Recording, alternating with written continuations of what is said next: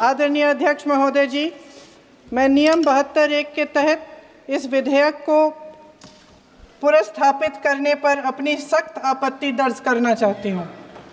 महात्मा गांधी ग्रामीण रोजगार गारंटी कानून पिछले 20 सालों से ग्रामीण भारत को रोजगार देने में और ग्रामीण अर्थव्यवस्था को मजबूत बनाने में सक्षम रहा है। ये एक इतना क्रांतिकारी कानून है कि जब इसको बनाया गया तो सदन के सभी राजनीतिक दलों ने इससे पूरी सहमति दी। इसके द्वारा 100 दिन का रोजगार इस देश के गरीब से गरीब लोगों को मिलता है, हमारे गरीब से गरीब भाई बहनों को। हम सब जनप्रतिनिधि हैं महोदय, जब हम अपने अपने क्षेत्रों में जाते हैं, आप भी जानते हैं, दूर दूर से हमें दिख जाता है कि मनरेगा का कौन मजदूर है। सबसे गरीब होता है, चेहरे पे झुर्रियाँ होती हैं, हाथ मिलाए तो सर हाथ पत्थरों की तरह। हाँ सर, मैं कर रही हूँ, पहुँच रही हूँ, हाँ मुझे पहुँचने दीजिए। नहीं, 1 मिनट लूँगी, मुझे पहुँचने दीजिए। सर, उनके हाथ पत्थरों की तरह कठोर होते हैं क्योंकि इतनी मजदूरी करते हैं। तो सर, मेरा जो इस बिल पर ऑब्जेक्शन है, सर ये जो कानून है, इसके तहत हमारे गरीब भाई बहनों को जो रोजगार की कानूनी गारंटी मिलती है, जो अधिकार मिलता है, वह इस योजना में मांग के आधार पर संचालित होता है। मतलब जहां जहां रोजगार की मांग है, वहां इस योजना द्वारा 100 दिनों का रोजगार अनिवार्य है, देना अनिवार्य है। इसके साथ साथ केंद्र से इसके लिए जो पूंजी जाती है वो भी मांग पर आधारित होती है। यानी कि इस योजना के लिए जितने पैसे जहां भेजने हैं, कितने भेजने हैं, वह जमीनी परिस्थितियों पर आधारित होता है और मांग के आधार पर निर्धारित होता है। सर, इस विधेयक की अनुसूची 1 में उपनियम 4(1) और 4(2) द्वारा केंद्र को इजाजत दी गई है कि वह पहले से ही निर्धारित कर लें कि कितनी पूंजी कहां भेजी जाएगी। इससे संविधान के 73वें संविधान संशोधन को नजरअंदाज किया जा रहा है। सर महोदय, इसके जरिए ग्राम सभाओं को इस योजना की मांग की जमीनी परिस्थितियों के आधार पर तय करने का पूरा अधिकार दिया जाता था। आज वो अधिकार कमजोर किया जा रहा है। सर, आखिर बात है, 1 मिनट, जब आप इस पे पूरी डिटेल चर्चा हो तो आप डिटेल बोलना। इस पे आपकी पार्टी शुरुआत है सर, अभी एक शुरुआत है।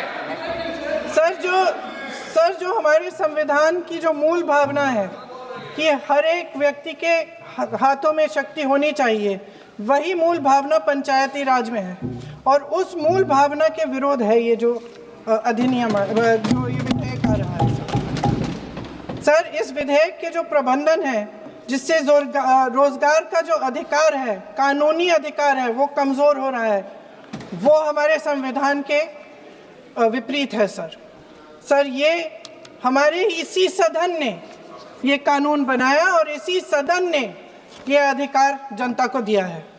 ओके। सर, एक और है सर, महात्मा गांधी मनरेगा में 90% अनुदान केंद्र से आता था। इस विधेयक द्वारा ज्यादातर प्रदेशों में अब 60% आएगा, इसको घटाया गया है। ओके।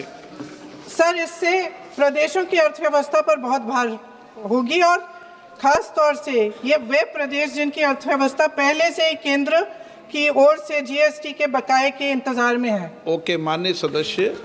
हो गया। सर, इस विधेयक द्वारा केंद्र का नियंत्रण बढ़ाया जा रहा है और जिम्मेदारी घटाई जा रही है।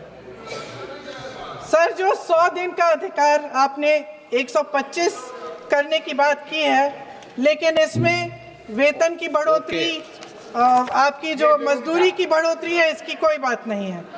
माननीय सदस्यों।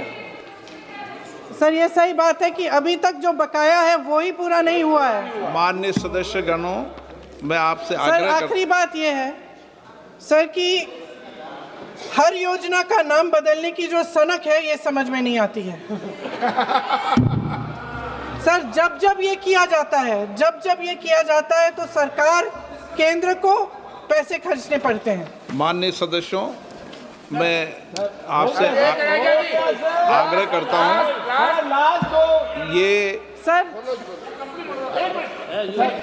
आप पोस्टर रख दे नीचे।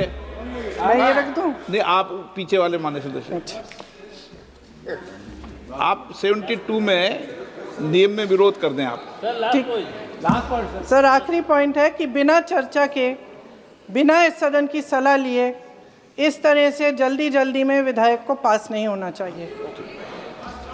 सर ये विधेयक वापस लिया जाना चाहिए। इसके बदले में सरकार को एक नया विधेयक पेश करना चाहिए। खत्म करूं? महात्मा गांधी जी मेरे परिवार के नहीं थे, लेकिन मेरे परिवार जैसे ही हैं और इस पूरे देश की यही भावना है सर। नो, सर इस पूरे देश की यही भावना है। नो, माननीय सर आखिरी बात,